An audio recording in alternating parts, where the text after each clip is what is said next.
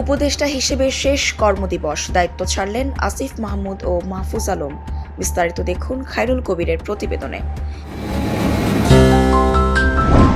নানা নাটকীয়তা ও ধারাবাহিক অনিয়ম দুর্নীতির অভিযোগের মধ্যেই অবশেষে অন্তর্বর্তী সরকারের উপদেষ্টার পদ থেকে পদত্যাগ করলেন আসিফ মাহমুদ, সজীব ভুঁইয়া ও মাহফুজ আলম।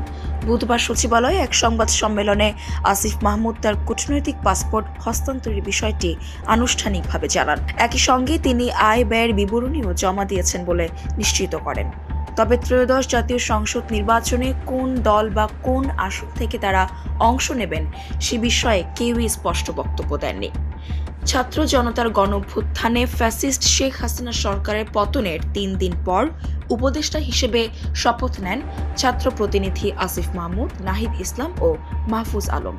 ওই সময় তাদের নিয়োগকে রাজনৈতিক পট পরিবর্তনের বড় চমক হিসেবে দেখা হয়। এরপর এনসিপির দায়িত্ব নেওয়ার আগে উপদেষ্টার পদ ছাড়েন নাহিদ ইসলাম।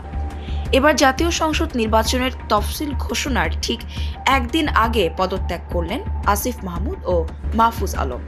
সূত্র জানায়, দায়িত্বকাল জুড়ে আসিফ মাহমুদের বিরুদ্ধে বদলি বাণিজ্য, নিয়োগে প্রভাব, প্রকল্প বণ্টনে অনিয়ম এবং আর্থিক লেনদেন সংক্রান্ত একাধিক অভিযোগ ওঠে।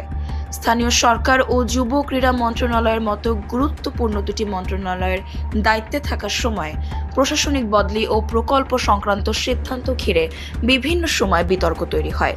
এসব অভিযোগ নিয়ে একাধিকবার গণমাধ্যমে শিরোনাম হলেও তিনি বরাবরই তা অস্বীকার করে আসছিলেন।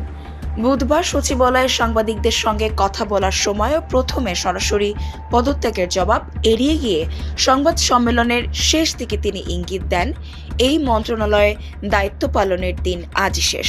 পরে কূটনৈতিক পাসপোর্ট হস্তান্তর এবং আয় ব্যয়ের বিবরণী জমাদের বিষয়টি নিশ্চিত হলে তার পদত্যাগের বিষয়টি স্পষ্ট হয়। সংবাদ সম্মেলনে তিনি অভ্যুত্থান পরবর্তী অন্তর্বর্তী সরকারের সময় স্থানীয় সরকার এবং যুব ও ক্রীড়া মন্ত্রণালয়ে নেওয়া কিছু কার্যক্রম ও সিদ্ধান্তের কথা তুলে ধরেন। তবে দায়িত্বকালীন সময় ওঠা অনিয়ম দুর্নীতির অভিযোগ নিয়ে সরাসরি কোনো ব্যাখ্যা দেননি। আসন্ন ত্রয়োদশ জাতীয় সংসদ নির্বাচনে কোন আসনে এবং কোন দলের ব্যানারে নির্বাচন করবেন এই বিষয়ে এখনও চূড়ান্ত সিদ্ধান্ত হয়নি বলে জানান আসিফ মাহমুদ। অপরদিকে মাহফুজ আলমও পদত্যাগের পর রাজনৈতিক ভবিষ্যৎ নিয়ে কোনো মন্তব্য করেননি। স্থানীয়রা জানায়, ছাত্র প্রতিনিধি হিসেবে উপদেষ্টা হওয়া থেকে শুরু করে বিতর্কিত বিদায়ের মধ্য দিয়ে আসিফ মাহমুদের এই রাজনৈতিক অধ্যায় এখন বড় এক প্রশ্নবিদ্ধ পরিণতির দিকে গিয়ে ঠেকল। অগ্রযাত্রা প্রতিদিন নির্ভীক প্রত্যয়ে উজ্জীবিত।